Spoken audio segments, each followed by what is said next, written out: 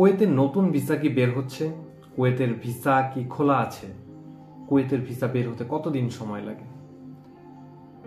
এই প্রশ্নগুলো এখন একটা চর্চিত একটা বিষয়। কারণ অনেক ক্ষেত্রেই দেখা যাচ্ছে যে মধ্যপ্রাচ্যের অনেক অনেক দেশের ভিসা নিয়ে প্রচুর সমস্যা হচ্ছে। ওমানের ভিসা আমরা জানি বন্ধ রয়েছে 2 বছর যাবৎ। আরব আমিরাতের ভিসা সেটাও ইস্যু করা হচ্ছে না। সৌদির ভিসা হচ্ছে, আর আদার্স যে দেশগুলো আছে কাতারের ভিসাও শোনা যাচ্ছে যে বন্ধ হয়ে যাচ্ছে, এরকম একটা অবস্থা। তো এই সবগুলোর সাথে তাল মিলিয়ে এখন এই প্রশ্নগুলো আসলে খুব বেশি পরিমাণ শোনা যাচ্ছে যে কুয়েতের ভিসা কি আসলে বন্ধ হয়ে গিয়েছে নাকি চালু আছে। তো এই ব্যাপারগুলো নিয়ে আজকে আমরা আসলে বিস্তারিত আলোচনা করব। বিস্তারিত জানতে ভিডিওটি না টেনে শেষ পর্যন্ত দেখুন। আসসালামু আলাইকুম। যারা কুয়েত যেতে চাচ্ছেন তাদের ভিতরে এই প্রশ্নগুলো এখন প্রতিনিয়ত কাজ করছে যে কুয়েতের ভিসা কি চালু আছে কিনা, কুয়েতের ভিসা কি বন্ধ হয়ে গিয়েছে কিনা, বা এটা যারা বলছে যে বন্ধ হয়ে গিয়েছে তারা এটা কেন বলছে, এই ধরনের কোশ্চেনগুলো আসলে চালু আছে। এখন পর্যন্ত যতটুকু আমরা জানি যে কুয়েতের ভিসা বন্ধ হয়নি। কুয়েতে এখনো নিয়মিত ভিসা হচ্ছে, কুয়েতের ফ্লাইট হচ্ছে। গত কিছুদিন পূর্বেও কুয়েতে মানুষ গিয়েছে। সর্বশেষ ফ্লাইট সম্ভবত এই মাসের 6 তারিখেও বা তারও পরে গিয়েছে কুয়েতের ফ্লাইটে। এবং কুয়েতের যে শন পেপার বের হচ্ছে রেগুলারলি, কুয়েতের যে কোম্পানিগুলো রয়েছে, কুয়েতে অবস্থিত কোম্পানিগুলো, তারা বাংলাদেশ থেকে প্রতিনিয়ত কুয়েতে যাওয়ার জন্য বা শ্রমিক আনার জন্য তাদের যে ভিসা পাসপোর্ট জমা নেওয়ার যে কার্যক্রম বা তাদের যে নিয়োগ কার্যক্রম, সেই কার্যক্রম পরিচালনা করছে। এখন যারা অনেকেই আছে যে যারা কুয়েতে যাওয়ার জন্য টাকা জমা দিয়ে বা পাসপোর্ট জমা দিয়ে রেখেছেন, 15 দিন বা 1 মাস যাবত অপেক্ষা করছেন, তাদের ক্ষেত্রে আমরা বলবো আপনাদের এজেন্টের সাথে কথা বলে ধৈর্য সহকারে অপেক্ষা করুন। কুয়েতের ভিসা বন্ধ হয়নি। কারো গুজবে প্রতারিত হবেন না, আপনার এজেন্সির উপর শুধু শুধু চাপ প্রয়োগ করবেন না, বা তাদেরকে দেখেন এজেন্সিগুলো আসলে অনেক এজেন্সি আছে যে যারা প্রতারণা করে, কিন্তু এর মানে এই নয় যে সব এজেন্সিকে আপনি ঢালাওভাবে এই ধরনের একটা সন্দেহর চোখে রেখে তাদের উপর অলওয়েজ প্রেশার ক্রিয়েট করবেন। At the end of the day আমাদের কিন্তু বিদেশে যাওয়ার জন্য কার্যক্রম পরিচালনা করে এই এজেন্সিগুলোই। সো তাদেরকে আসলে তাদের কাছে সহযোগিতা করতে হবে। যারা 15 দিন বা 1 মাস যাবৎ কুয়েতের জন্য পাসপোর্ট জমা দিয়ে বসে আছেন, তারা নিয়মিত যোগাযোগ রাখুন আপনাদের এজেন্সিগুলোর সাথে। নিয়মিত যোগাযোগ কার্যক্রম বৃদ্ধি করুন, তাদের কাছে অবস্থা জানতে চান যে কি অবস্থায় আছে, কতটুকু হচ্ছে। আর যাদের শন পেপার বের হয়ে গিয়েছে তারা তো আলহামদুলিল্লাহ 100% নিশ্চিত, তারা আপনারা অপেক্ষা করুন, আপনাদের ভিসাও হবে, আপনাদের ফ্লাইটও হবে। এবং যারা এখনো যাওয়ার জন্য প্রিপারেশন নিচ্ছেন তারাও আপাতত নিশ্চিন্তে থাকতে পারেন।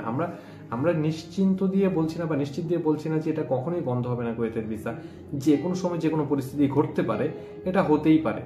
তবে কিছু অসাধু চক্র এই ধরনের হাইপ তৈরি করে, দেখা যাচ্ছে যে কিছু দালাল চক্রের ক্ষেত্রে বা কিছু লোকজনের ক্ষেত্রে এই ধরনের হাইপ তৈরি করে একটা কৃত্রিম সংকট তৈরি করার চেষ্টা করছে, যে এটা বোঝানোর চেষ্টা করছে যে কুয়েতের ভিসা খুব শীঘ্রই বন্ধ হয়ে যাবে, তাই যারা যেতে চাচ্ছ তারা এখনই যাওয়ার চেষ্টা করো, এখনই আমাদের সাথে কন্ট্যাক্ট করো। এক্ষেত্রে তারা দেখা যাচ্ছে যে একটু বেশি অর্থ দাবি করারও চেষ্টা করে থাকে সেক্ষেত্রে, যেক্ষেত্রে বা 20-50 হাজার টাকা বা বুকিং এর কথা বলে বা ইসের কথা বলে এই ধরনের অনেক ধরনের জালিয়াতির ফাঁদ তারা পাতার চেষ্টা করছে।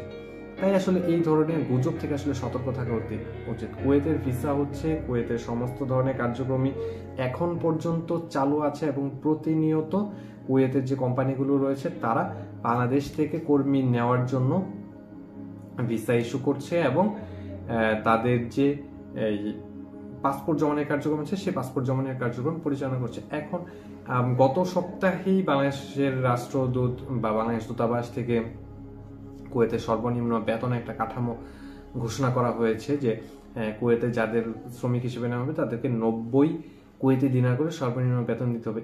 এরপরেই সাধারণত একটা চক্র এই ধরনের কথাবার্তা ছড়িয়ে দেওয়ার চেষ্টা করেছিল যে এর কারণে কুয়েত সরকার বা কুয়েত কোম্পানিগুলো বাংলাদেশের শ্রমিক নেওয়া থেকে আসলে বিরত থাকতে যাচ্ছে। এখন এখানে আমরা একটা কথা বলতে চাচ্ছি, বাংলাদেশিরা কুয়েতে যে ধরনের কাজগুলো করে আসলে এত কম টাকায় এই ধরনের কাজ আসলে অন্য কোনো দেশের শ্রমিকেরা করবে না। যেমন আমরা যতটুকু দেখেছি বাইরের যে কোনো কান্ট্রিতে আমরা দেখেছি পাকিস্তানি যারা শ্রমিকরা রয়েছে বা ইন্ডিয়ান যারা শ্রমিকরা রয়েছে, সাধারণত বাংলাদেশি শ্রমিকের বিকল্প হিসেবে পাকিস্তান এবং ইন্ডিয়ানদেরকেই গণনা করা হয়। কারণ বাংলাদেশি শ্রমিকরা যে ধরনের কাজ করতে পারে এই ধরনের কাজ সাধারণত পাকিস্তানি এবং ইন্ডিয়ান শ্রমিকরাই করতে পারে। বাইরের যারা আছে অন্য দেশের, তারা আসলে এই ধরনের কাজগুলো তো অভ্যস্ত না বা এই ধরনের কাজ তারা করে না। তো তাদের ক্ষেত্রে আসলে তারা এত লো কস্টে আসলে এই ধরনের কাজগুলো করবে না। সেক্ষেত্রে মোটামুটিভাবে বাংলাদেশের শ্রমিকের বিকল্প খুঁজে বের করা কুয়েতের জন্য খুব কঠিন। তাই খুব শীঘ্রই যে এই ভিসা, এই দেশ বন্ধ হয়ে যাবে, এই ধরনের কোনো সম্ভাবনাও আমাদের পক্ষ থেকে আমরা দেখি না।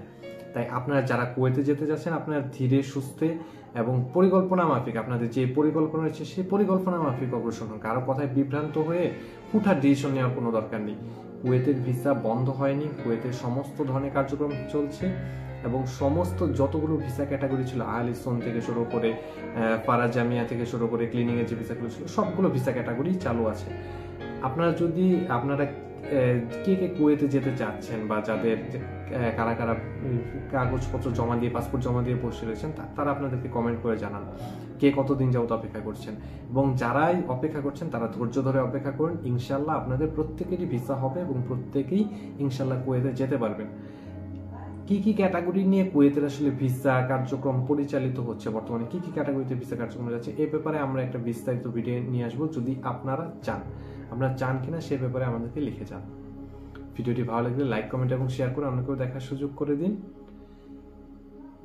কুয়েতের ভিসা এবং প্রবাসী যে কোনো খবর সম্পর্কে জানতে চ্যানেলটি সাবস্ক্রাইব করে অল বাটন অন করে রাখুন।